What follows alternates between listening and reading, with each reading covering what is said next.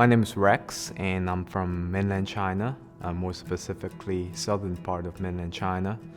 The spiritual state in my country is very lost.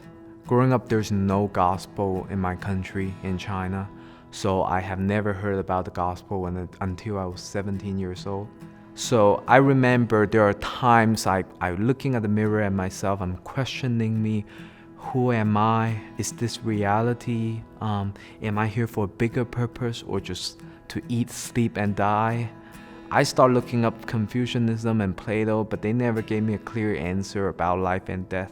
They probably tried to teach me how to be a good person, but never truly gave me the answer. Until I was 17 years old, I met a missionary. I bumped into him to an ice rink one time, just randomly. So we became friends, and then he told me he's a Christian, and he started to share the gospel with me for the first time. I didn't become a believer right away, but the thing that he said, that God so loved the world that he gave his only son, beloved son, and died for us. That's something that I never heard before, because all the other religions, whether Buddhism and Islam or other philosophy, it's all like you have to do something to contribute to the God or to yourself to make yourself a better person, but never a gospel like this that's unconditionally, that you don't have to do anything and God died for you because he loved you first, even before I know him, even before I seek him, and even before I'm willing to follow him. And so that's what really struck me. And with that thought in mind, one night I said to the Lord, I said, Lord, I surrendered. I couldn't find any way better than you, than following you. I know I'm undeserved, but if you're willing, please make me one of your servants, and I'm willing to serve you. After I became a Christian, I really wanted to know the truth, because I spent my entire life not knowing the truth, and now I know the truth. So that I applied to a Christian college in California. But after I graduated, I got a pretty prestigious job back in California. But as I start my job, doing it every day, I just felt like this is not my calling. Like, I'm not here again to eat, sleep, and die and to make money. There's so much need back in China.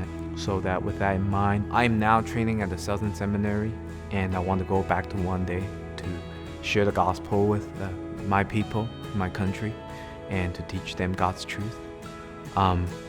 China is really, really in need right now, in terms of the spiritual need and the gospel. Think about it. We have 1.6 billion population now in the country, probably still growing. And 95% of them are not Christians.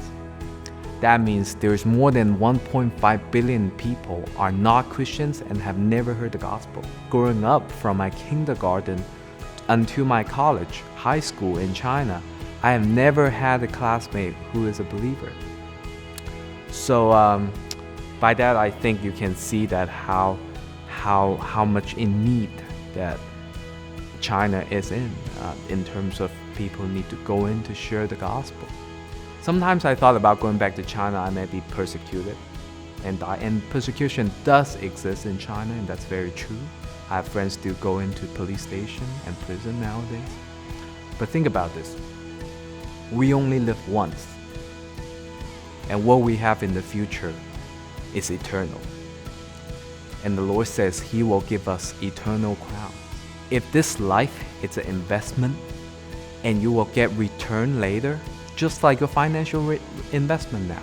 But think about, if you can invest as much as you can, and the Lord says he will give you 100-fold of return for eternity in the future, this is what you should invest. And this is why you should not be afraid of hardship, persecution, but go to the place that is most needed and tell the gospel. Share the gospel with them. This job cannot be done by myself. We need a team of not a small group of people, but a large group of people. Join me.